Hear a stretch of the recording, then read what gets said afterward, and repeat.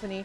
And happy to have with us this morning David Bynoe. He is the National Coordinator with the GEF Small Grants Program with the UNDP.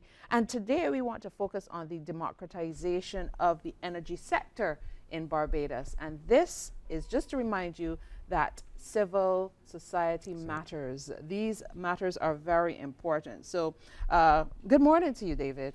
Morning and God bless. Morning, Barbados. Yes, indeed. So let's break down this this topic here: democratization of the energy sector. What does this mean for the individual, civil society? Excellent. So we first want to give the Barbadian public a greater understanding of civil society. We started to do that, and we said that civil society organization can be defined as a not-for-profit, non-governmental organization whose primary goal is to create a social and economic impact rather than to make profit.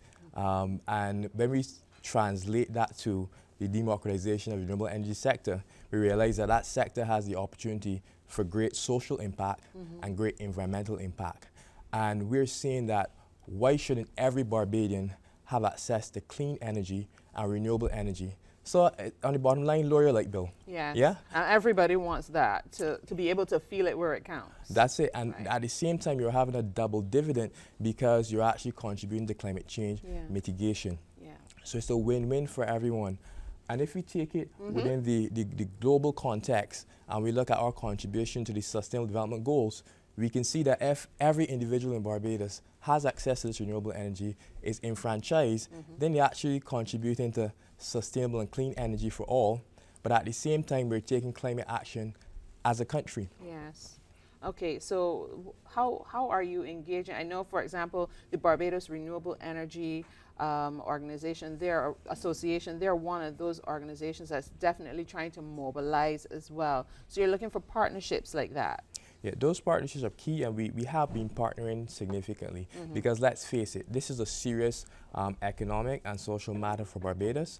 If you look at it, between 700 to 800 million is spent annually. That's about 10% of our gross domestic product.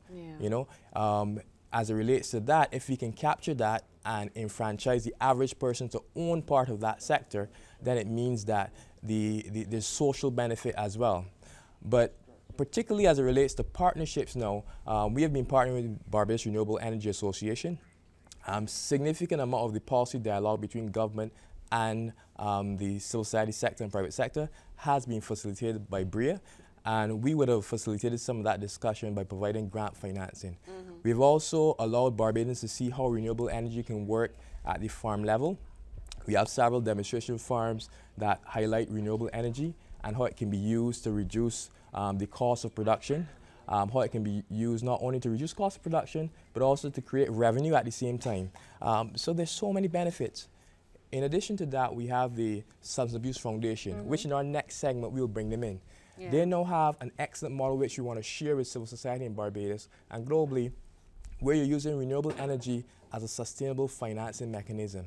So they can produce significant revenue every year to keep their social programming going. In a situation where, you know, resources are very limited and the private sector is not as able as they could before to give, if you as a civil society organization can generate your own revenue, then you're in a position to be sustainable in your initiatives. More efficient. Yeah. Absolutely. So that's what we're looking for across the board, more efficiency and helping people understand first and foremost who's out there working to share the information, disseminate the information to communities across Barbados, and then we get the spin-off to the region as well, which is also an important factor. It's extremely important. I think you put that very well. And if you look at it, just last year, November, I was on a mission to Israel, and I went to one of the communities, and it was on Mount Gilboa. That's the mountain where Saul would have fell on his sword, you know, when he had this rivalry with David. And that community there is a remote community on a mountain. But yet they're enfranchised. They own their energy. Nice. They have solar, they have wind farms, and they even have a type of energy where you store energy in water and you release it down the mountain. So there's always a source of energy. But you know what? They own shares. The population, they own shares in that energy system. Vested interest. Yes, and what we're saying is that 700 to 800 million, instead of it going out in foreign exchange that we're losing, we can save that if we enfranchise the average Barbadian to own part of the renewable energy sector. Yeah. This is the way forward for Barbados, and the Global Environment Facility Small Grants Program, we are here to facilitate it.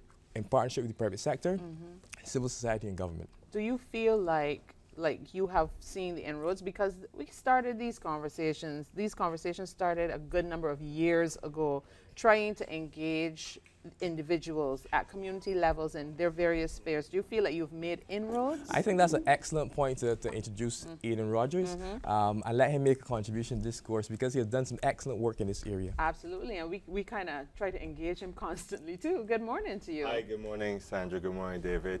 Sandra. It's Morning, all right. Barbados. That's what some people call me. So Yeah. Cassandra. It's Yes. all right. So what can you tell us about the inroads that you've seen, the difference you've seen? Well, as David was just suggesting, civil society organizations really view the alternative energy sector as a significant opportunity, not only in terms of enhancing their sustainability. I mean, this is the era where government subventions are being cut back. Donor funding in some instances is more specific, and you have to be a bit more strategic in terms of how you garner resources. So we in the Barbados Renewable Energy Association, we have been pursuing the approach towards securing financing to assist in investing in renewable energy systems to assist with our sustainability in terms of being able to have revenue to maintain our secretariat. But across the board, even wider than that, and as David would have mentioned, within farming communities, the Barbados Renewable Energy Association would have engaged with government a few years ago under the Human Resource Development Strategy and the Small Grants Program and the European Union to conduct a training workshop looking at renewable energy in the agricultural sector. We would have hosted a series of stakeholder sessions. And also importantly, the churches are now getting involved. I'm personally involved with the Anglican Diocesan Trustees in pursuing a commercial photovoltaic investment program. And this is something that will be targeted particularly at the members in the church, where they can invest through significant means or various means, whether it's a few $1,000s, a few $100s, and secure returns on that investment for over a period of 20 years. And this is something that's happening across all the evangelical groups as well.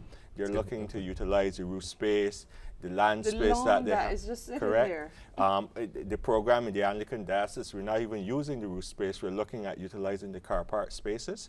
So we're looking at investing in significant solar carport infrastructure. But as David correctly said, I mean, the figure is actually a little bigger, David, in terms of the potential economic benefit. It's close to $3.5 billion. As many Barbadians as can invest, and Cassandra's It's all right. this morning. It's all right. Yeah, it was a slow morning for me.